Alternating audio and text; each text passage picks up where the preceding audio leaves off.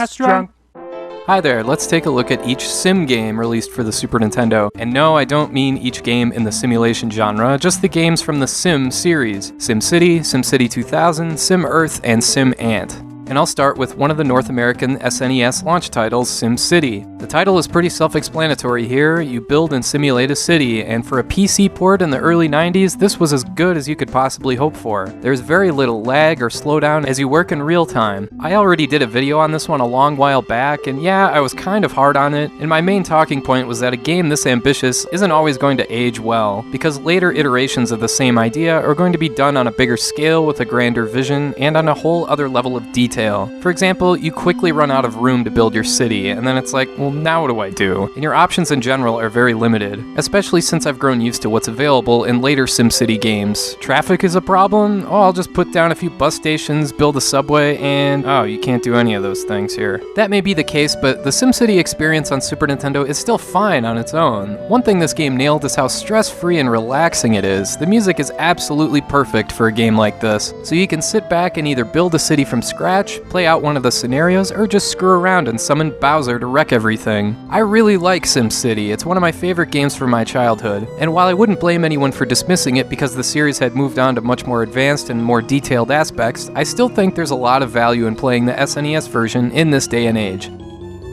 The same, however, cannot be said for the SNES port of SimCity 2000. Well, they did the best they could, but that game is just too huge to cram onto a Super Nintendo cartridge. This is a very slow game with long load times, limited maps, limited scenarios, limited music, fewer disasters, and did I mention how slow everything is? Good God. I just want to get to the bottom of the map here, Jesus. This is especially disappointing for me personally because SimCity 2000 is one of my favorite games ever for PC. It's a natural progression from the original game with a lot more functionality and a lot more possibilities available to the player. You can build a subway system, high schools, colleges, water towers and pumps, marinas, prisons, libraries, museums. It's really cool. But the Super Nintendo version fails to execute the basic gameplay in a user-friendly manner. It's just way too slow. I will say they had the right idea with the music. It's perfect for this kind of game, and you'll be hearing a lot of it as you scroll and wait and scroll and wait. Seriously, you're way better off with the original SimCity than this port. In fact, maybe it would have been a better idea to keep the graphical interface from the original game, but add SimCity 2000's additional options, plus, how about this, support for the Super Nintendo mouse. Now that would have been something.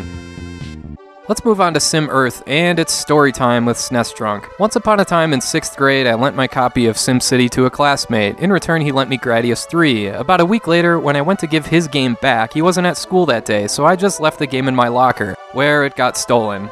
Well, my friend's mom freaked and complained to my mom that it was only right that he got to keep my game since I was responsible for losing his game. What a bunch of bullshit. Well, anyway, as a replacement, I asked for Sim Earth for Christmas that year. It seemed like a huge upgrade anyway. SimCity, but on an entire planet? Hell yeah. But, yeah, that's not what this game is at all. In fact, I had no freaking clue what the hell was supposed to be going on in this game in the slightest. It turns out what you're supposed to do is manipulate the planet's atmosphere, weather, and climate in order to make the conditions just right for life to form and evolve into an advanced civilization. So yeah, needless to say, this went way over my head as a 10-year-old, and to this day, it is still really confusing. I guess I just don't understand enough about Earth science to know how to mess around with continental drifts or atmospheric pressure or the proper conditions for bacteria to grow and spread. Yes, that's right, it's a video game where you're manipulating bacteria and amoebas. Feel the excitement! Anyway, I guess the idea behind Sim Earth is noble enough, but even if this game were a little more intuitive and had a more user-friendly interface, and if, you know, you had any inkling as to what was going on or what you were doing, I still wouldn't be able to recommend it because it's targeted toward a specific audience. So all you geoscience majors out there, this game is for you. Good luck.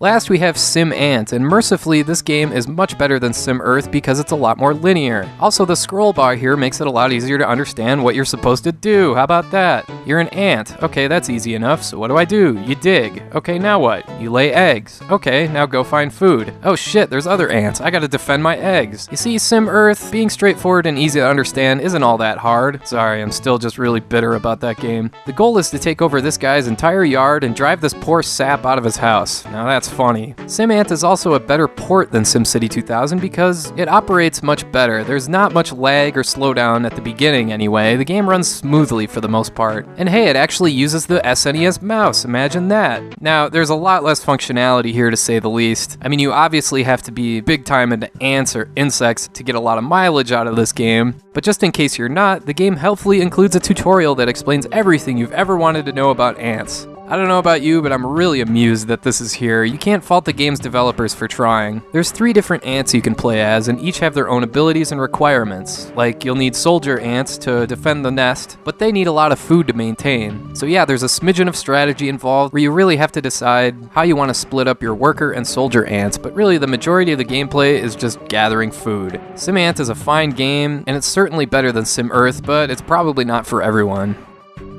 So yeah, that's all 4 Sim games for the Super Nintendo, and obviously the best game of the bunch is going to be the original Sim City. Sim Ant is fine for what it is, even if it is pretty repetitive, and it has kind of an oddball subject matter. Sim City 2000 is just a bad port, and Sim Earth is just bad in general. Anyway, that's it, thanks for watching, and have a great rest of your day.